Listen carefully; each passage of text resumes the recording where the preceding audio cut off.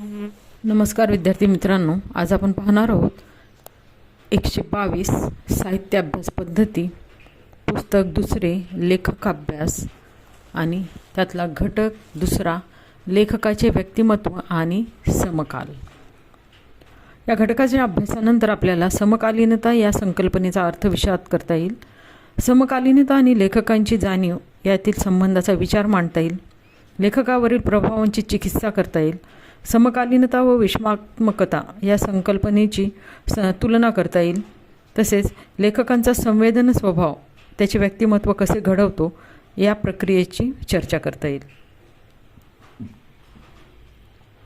लेखकाचे जीवनानुभव, लेखकाचे सभोवताल, या सभोवतालात घडणारे घटना प्रसंग, पूर्वपरंपरा, सांस्कृतिक घटना, विचारसरणी, सौंदर्य कल्पना अशा कितीतरी घटना कालिक, प्रासंगिक, चक्रव्यूहांचे दाब दडपण लेखकांवर असते. या अनुभवाबरोबरच कल्पिताचे प्रभावही त्याच्यावर असतात. आपल्या लौकिक आणि वाङ्मयीन व्यक्तिमत्वाचे आघात लेखक सोसत असतो. आपल्या विचारभावनांचे कल्पकतेने विश्लेषण करीत असतो. त्याची जाणीव नेणीव घडत असते. त्याला काही कलात्मक व्यवहारिक प्रक्रिया नोंदवायची असते. त्याला अस्वस्थ ठेवणारा समकाल त्याला म्हणायला बोलायला उद्युक्त करत असतो. लेखकाच्या आशयात्मक द्रव्यावर त्याच्या काळाचे संस्कार होतात. निर्मिती प्रक्रियेवर प्रभाव पडतात. लेखकाचे व्यक्तिमत्व आणि त्याचा समकाल त्यांच्यातील संबंधाचा अभ्यास या घटकात आपण करणार आहोत. समकालीनता, लेखकाच्या जीवनानुभवांचा काळ म्हणजे समकाल असे म्हणता येईल. लेखकाच्या लौकिक जीवनातील काळ हा समकाल असे ढोबळ निरीक्षण आपण करू शकतो. ज्या काळात लेखक जगतो, वावरतो, लिहितो तो त्या समकाल असे संबोधावे लागते. राजवटीच्या अनुषंगाने यादव काळात शिवकाळ, पेशवे काळ, अव्वल इंग्रजी अंमलाचा काळ, स्वातंत्र्यपूर्व काळ, महायुद्धोत्तर काळ, स्वातंत्र्योत्तर काळ अशी काळ मांडणी मराठी वाङ्मय इतिहासात दिसते. त्या काळाची काही वैशिष्ट्ये, विचारप्रणाली, शैलीही असतात. प्राचीन, मध्ययुगीन, अर्वाचीन, आधुनिक, उत्तर आधुनिक अशा काळाची मांडणीही केलेली असते. पौराणिक काळ, मध्ययुग काळ, आधुनिकोत्तर काळ अशा कालिक विभागण्या पाहिल्या तर लेखक कोणत्या काळात लौकिक जीवन जगतो तो त्या लौकिक समकालात असे म्हणता येईल. लेखकाचा समकाल या संज्ञेपुरता विचार केला तर असे दिसते की लेखक हा त्या काळात वावरतो, लिहितो तो समकाल. याच काळात इतरही लेखक लिहित असतात, लोक जगत असतात वगैरे. लेखक त्याच्या समकालाशी कोणते नाते जोडतो? लेखक समकालाच्या भौतिक, आध्यात्मिक घटितांना, तत्त्वज्ञानांना, संघर्षांना कसा सामोरा जातो? त्या काळाच्या चेतनेशी त्याचे निर्माणक्षण भावबंध काय आहेत? लेखकाने केवळ समकालीन युगचेतनाच मांडाव्यात का? लेखकाभ्यासात लेखकाचा समकाल कोणती भूमिका निभावतो, कशी, अशा प्रश्नांची आपण उजळणी केली की लेखकाचा समकाल या संकल्पनेचा काही एक आशय आपल्यापर्यंत पोचला असे समजावे. समकालीनता आणि लेखकाची जाणीव. लेखक सर्वसामान्य माणूस आयुष्य जगतो, अनुभवतो, विचार चिंतन करतो. त्याचा संवाद स्वतःशी आणि त्याच्या काळाशी असतो, समाजाशीही असतो. त्याचे समकालीन वास्तव, त्या वास्तवाचे त्याच्यावर होणारे संस्कार त्याला त्याच्या व्यक्तिमत्वाला घडवत असतात. लेखकाची जाणीव ही त्याची समकालीन जग समजून घेणारी असते. लेखकाच्या माणूस म्हणून अस्तित्वाला, संबंधांना सभोवताल एक आकार देत असतो. जाणीव होणे म्हणजे एक आकलन होणे, कळणे. ते त्याचे इंद्रिय संवेदनेतून घडते. बाहेर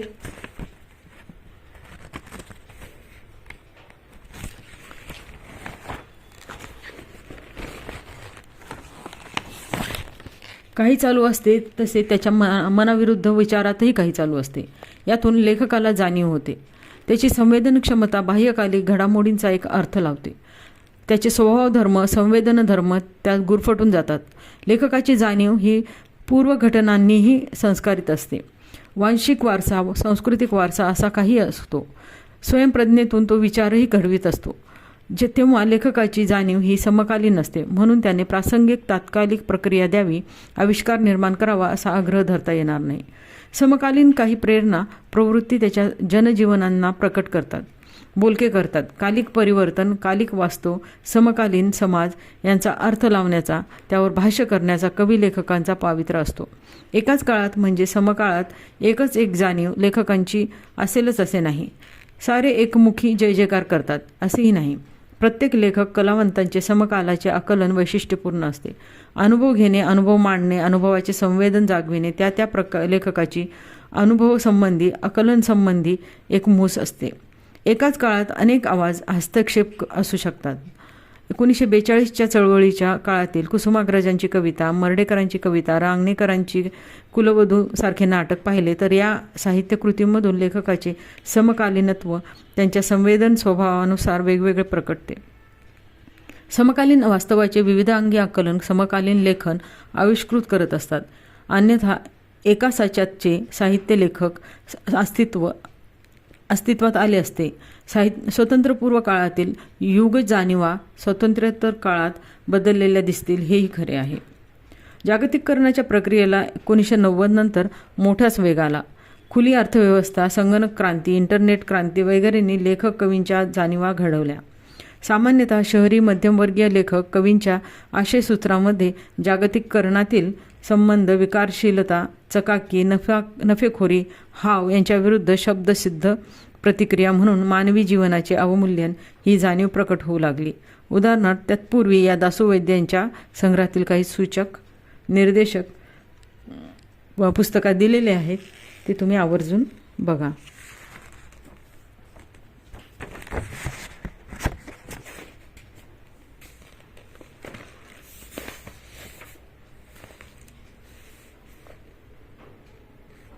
मार्क्सवादी, फ्राईडवादी, समाजवादी, मानवतावादी, स्त्रीवादी, आंबेडकरवादी, सत्यशोधकीय अशा विविध विचारसरणी लेखकांवर, त्याच्या व्यक्तिमत्वावर, पर्यायाने त्याच्या साहित्य निर्मितीवर प्रभाव गाजवत असतात. लेखक आपल्या स्वभावधर्मानुसार अशा विचारसरणीची स्वीकृती करतो. लेखकाची बांधिलकी मग विशिष्ट विचारसरणीशी जोडली जाते. वर्गयुद्ध, वर्गरहित समाज, पुरोगामित्व, समाजक्रांती यांची भाषा मार्क्सवादी विचारसरणीच्या लेखकाला करावी लागते. स्त्रीवादाच्या प्रभावातून स्त्रीचे व्यक्ती म्हणून स्वतंत्र आणि समानतेतून उद्भवलेले स्थान दर्शवावे लागते. नारायण सुर्वे, शरदचंद्र मुक्तिबोध किंवा विंदा करंदीकर यांच्या कवितांवर मार्क्सवादी विचारसरणीचा प्रभाव दिसतो. मार्क्सवाद आणि मराठी साहित्य असा एक शोधही घेतला गेला आहे. विचारसरणीचा प्रभाव कमी जास्त प्रमाणावर लेखकांवर होत असतात. त्यात प्रत्यक्षगतता किंवा अप्रत्यक्षगतता असते. ठरवून वाचन संस्कार, चळवळीत सहभाग असे प्रभावही लेखकाच्या विचारसरणीवर होत असतात. दलित लेखकांवर बाबासाहेब आंबेडकर यांचा मोठा प्रभाव आहे. उपेक्षित, वंचित, विषमतेचा बळी ठरविलेला लेखक आपल्या प्रेरणांना आंबेडकरवादी प्रमाणांवर तपासून घेतो. आंबेडकरवादी विचारासंबंधी डॉक्टर यशवंत मनोहर यांचे पुढील प्रतिपादन पहा. आंबेडकरवाद सतत परिवर्तनशील बांधला गेलेला आहे. इहवाद आणि समाजवाद हे त्याचे ध्येय आहे. सर्वच सतत बदलत आहेत. हा बदलण्याचा नियम व्यक्तीला आणि लेखकाची जाणीव याच्या सामाजिक परिस्थितीतून, समकालीनतेतून अस्तित्वात येते. बरेचदा ज्या समकालीन परंपरेत लेखक वावरतो त्या परंपरेची बद्धताही जाणीव घडवत असते. जाणीवेसंबंधीचे कार्ल मार्क्स यांचे पुढील मत नोंदविलेले दिसते. माणसाच्या जाणीवांनी त्यांचे अस्तित्व ठरत असते असे नाही, तर उलट त्यांच्या सामाजिक अस्तित्वांनी त्यांच्या जाणीवा ठरतात. लेखक त्याच्या काल अवकाशात वावरतो. त्याचे एक सामाजिक वर्गचरित्र असते, सामाजिक स्थान असते. उपेक्षित, वंचित समाजात वावरताना लेखकाला अन्यायाची जाणीव होते. त्याच्या अभिव्यक्तीत बंडखोरी येते. मी समकालीन समाज वास्तव यांच्यातील देवघेव लेखकामध्ये जाणीवांची निर्मिती करते. तो संवादी बनतो, शरण जातो किंवा प्रतिकारही करतो. लेखकावरील प्रभाव. लेखक स्वयंप्रज्ञ असतो, प्रतिभावंत असतो, नवनिर्माता असतो, शब्दसृष्टीचा ईश्वर असतो. अशी सारी लेखकाची क्षमता असली तरी तो पूर्ण मौलिक, अगदीच स्वायत्त, स्वतंत्र लेखन करत असतो का? त्याच्या सामाजिक, सांस्कृतिक, वंशिक जाणीवा या सभोवतालातून घडलेल्या असतात. बालक अवस्थेत आपण अनुकरणानेच शिकत वाढत असतो. आपल्याला वैचारिक वर्ग घटक, पालक, शिक्षक, व्यापक समाज, सांस्कृतिक काळ हे सारेच घडवत असतात. वस्तुतः या सभोवतालाशी नित्य संवाद, विसंवाद होऊन लेखकांची घडण होत असते. साहित्य जीवननिष्ठ असते, मानवनिर्मित असते. तेव्हा लेखकाचे मानवीय प्रभाव, भौतिक परिस्थितीचे दबाव लोकाभ्यासात अभ्यासावे लागतात. प्रभाव म्हणजे लेखकाच्या साहित्य निर्मितीवर परिणाम करणारे घटक होत. प्रभाव म्हणजे अनुकरण नाही. प्रभाव हे परिणाम स्वरूप असतात. एका लेखनाची दुसरी जशीच्या तशी प्रतिकृती निर्माण होत नाही. प्रभाव स्वीकारूनच स्वतंत्र लेखन होत असते. लेखकाचे व्यक्तित्व घडत असते. असे विविध प्रभाव लेखकाला प्रेरणा देणारे ठरू शकतात. समकालीन लेखन, पूर्वकालीन लेखक, साहित्याची परंपरा, सांस्कृतिक घटक, समाज घटक, विचार प्रणाली यांचे हे प्रभाव असतात. विशिष्ट कालखंडात वावरताना लेखकीय शैली, आशयसूत्रे, विचार प्रणाली यांचे सांघिक प्रभावही स्वीकारले जातात. सामाजिक प्रभाव तर आशयात इतके समाविष्ट होऊन जातात की हे प्रभावाने झालेले आहे असे लक्षातही येत नाही. कवी माधव जुलियन, कवी गिरीश, यशवंत वगैरे रविकिरण मंडळात होते. सामूहिकरित्या विशिष्ट आशयाचे गायन करायचे, विशिष्ट विषय निवडायचे, मध्यम वर्गीय जाणीवांमधून श्रोत्यांना गुंग करायचे. हे कवी परस्परांना प्रभावित करून सामूहिक लेखकीय जाणीवास प्रकट करीत होते. नवकथाकाराच्या पिढीतही कथेसंबंधीच्या धारणांनी परस्परांना प्रभावित करत होते आणि तरीही प्रत्येक निर्मात्याची स्वतंत्र प्रतिभावंत लेखक म्हणून ओळखही होतीच. लेखक ज्या वाङ्मयीन परंपरेत लिहित असतो त्या परंपरेची गुणवैशिष्ट्ये, रीतीभाती नकळतपणे तो स्वीकारत असतो. वारकरी साहित्याची परंपरा पाहिली तर संत ज्ञानेश्वर ते संत निळोबा यांच्यापर्यंतचे संत कवी आपल्या परंपरेच्या प्रभावातच अभंग निर्मिती, अध्यात्म निर्मिती करतात. ज्ञानदेवे रचिला पाया तुका झालासे कळस, अशी ही परंपरा आहे. श्री ज्ञानेश्वर, मुक्ताबाई, नामदेव, जनाबाई, चोखामेळा, सावतामाळे, गोरा कुंभार, कानोपात्रा, संत एकनाथ, तुकोबा असे सारेच संत कवी वारकरी संप्रदायाच्या परंपरेत निर्मिती करतात. विठ्ठल भक्ती, सगुण भक्ती, कर्मकांडानकार, हरिहर भेद नाहीत, अद्वैत तत्वज्ञान, वारी, दिंडी, एकादशी, अभंग निर्मिती, ओवी अशा लोकछंदवादाचा वापर, दृष्टांताचा वापर, लोकसाहित्यातील रूपके अशा समान वैशिष्ट्यांची ही परंपरा आहे. परंपरेचा अनुसार प्रभाव आपल्या निर्मितीत समाविष्ट करीत हे संत कवी परंपरा समृद्ध करतात. तरीही प्रत्येक संत कवीचे परंपरेत स्वतंत्र स्थान आहे, स्वतंत्र वैशिष्ट्य आहे. आधुनिक मराठी साहित्य परंपरेत कवी संबंधी पहिली परंपरा, दुसरी परंपरा अशा परंपरा विभाजनाची संकल्पना मांडलेली असते. कवी भारतांबे, कवी बाबा बोरकर, मंगेश पाडगावकर यांची परंपरा सामान्यतः रोमॅन्टिक, गीतकाव्यात्मक, छंदोबद्ध अशी एक परंपरा आणि कवी केशवसूत कुसुमाग्रज, कवी अनिल अशी सामाजिक जाणीवा प्रकट करणारी कविता, मानवतावादाचा आश्रय करणारी परंपरा, कवी लेखक परंपरेचे प्रभाव स्वीकारतात पण नाधो महानोर दोन्ही परंपरांचे वैशिष्ट्य ग्रहण करतात. कवी कुसुमाग्रज स्वप्नांची समाप्ती आणि अहिनकुल अशी निर्मिती करतात. प्रभावाचा संकर घडूनही परंपरा समृद्ध होत असते. लेखक स्वभाव, धर्म आणि आशयाची अभिव्यक्ती रीती यांच्यातील संबंधावर प्रभाव स्वीकृत घडते. लेखकाचे वैशिष्ट्य वेगळेपण आकारास येते. लेखकाच्या निर्मितीशील व्यक्तिमत्वावर विचारसरणीचा प्रभाव असतो. त्या विचारसरणीनुसार तो आशय अभिव्यक्ती याची साधना करतो. लेखकाची विचारसरणी ही सुटी काही विचारपत्रिका अशी नसते. जीवनविषयक, समाजविषयक त्याच्या विचारधारणा असतात.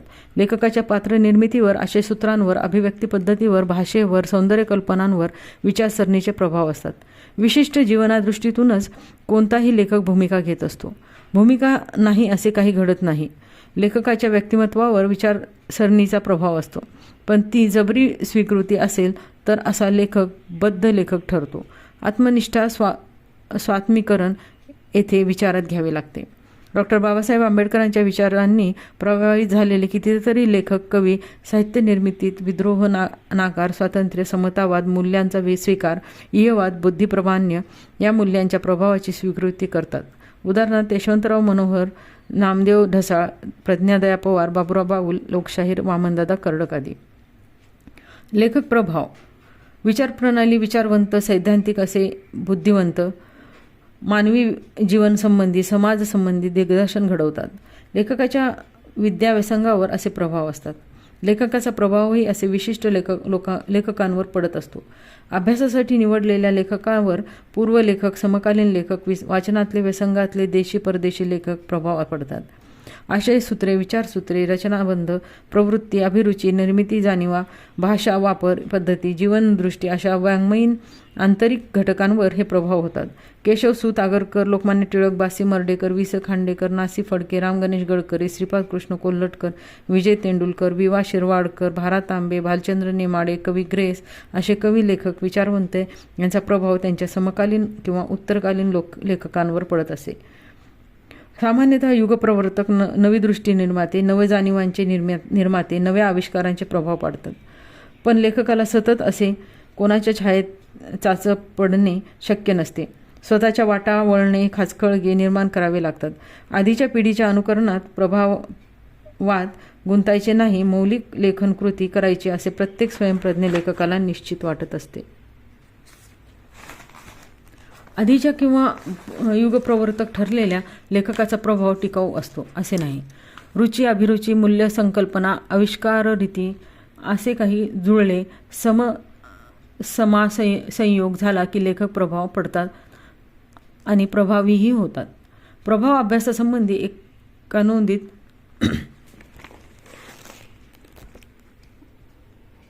विदेशी भाषेतील साहित्याच्या प्रभावाचा विचार करता शेक्सपियरपासून सार्थपर्यंत अनेक लेखकांचा उल्लेख मराठी साहित्याच्या संदर्भात करता येईल.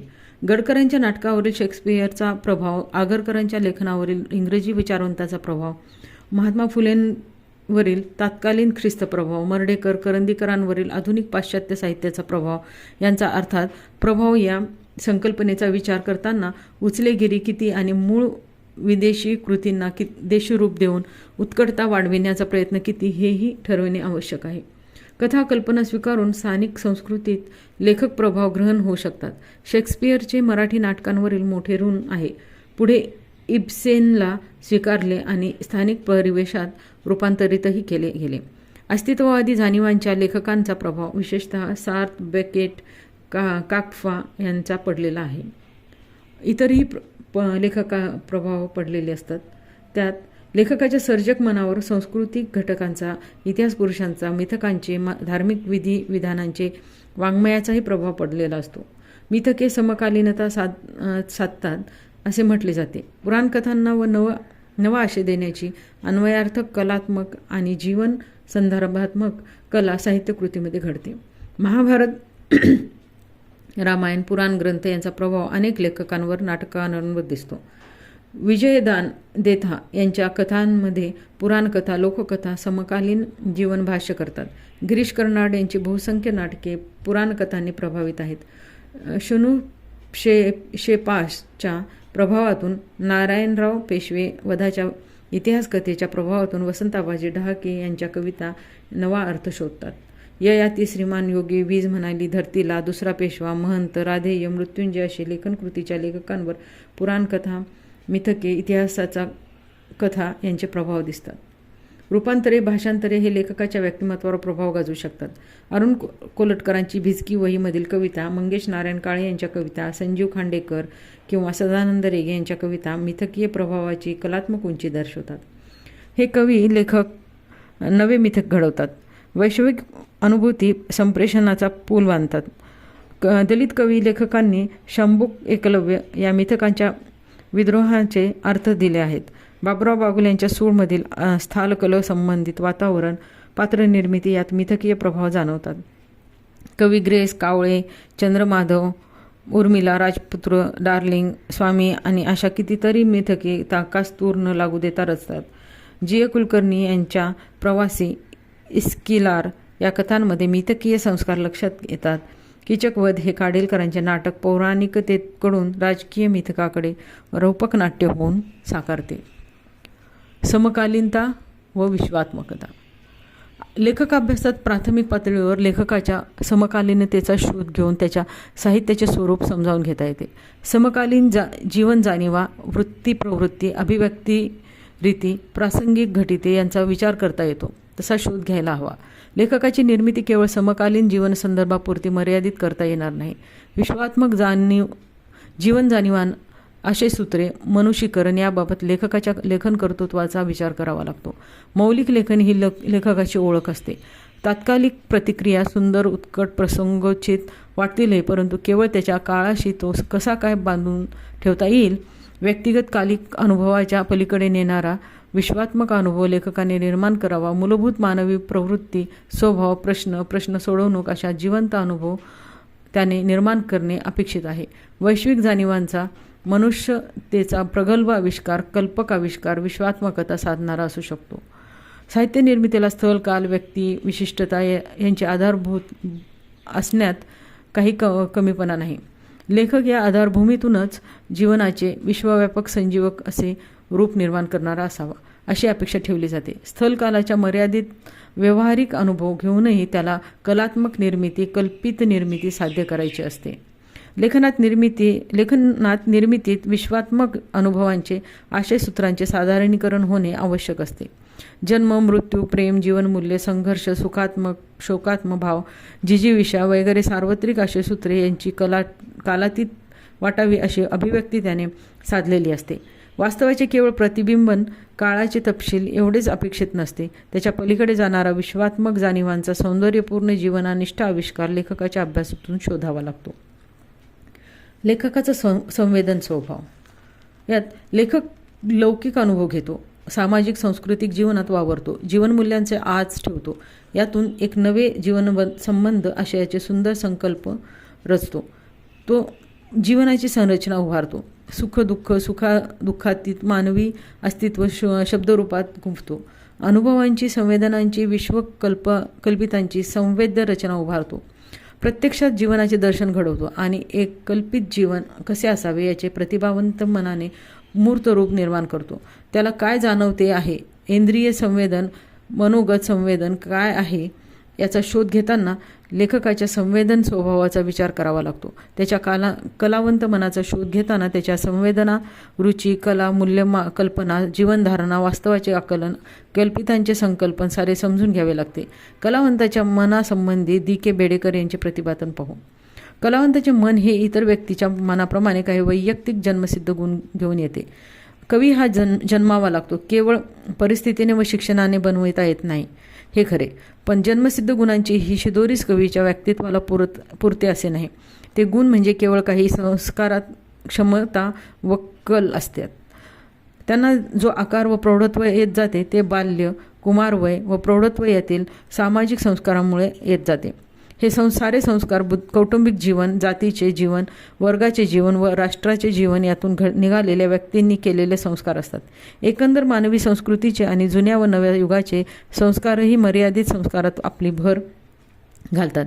हे संस्कार प्रत्येक कलावंत व्यक्तीचा पिंड आपल्याला कलेप्रमाणे ग्राह्य करतो व त्यामुळेच एकाच युगातील, राष्ट्रातील किंवा वर्गातील कवींची संस्कारित व्यक्तित्वे पुन्हा वेगवेगळी दिसतात. उदाहरणार्थ, आज विफलतेबरोबरच सफल आशावादाचा प्रत्यय ज्यांना येतो असे कलावंत आहेत, परंतु हा प्रत्यय वेगवेगळा असला म्हणून कलावंताचे व्यक्तित्व सामाजिक संस्कारांनी बनत नाही हे असे म्हणणे चूक ठरते. कलावंताचा पिंड असा शब्दप्रयोग बेडेकरांनी केला आहे. संवेदन स्वभावाला असा कलावंतांचा पिंड म्हणता येईल. लेखकाचे आत्मिक, बाह्य, भौतिक, नैसर्गिक, सामाजिक, सांस्कृतिक जगताचे आकलन करणारे मन, स्वभाव, संवेदना, ओढ याचा संवेदन स्वभाव मानता येईल.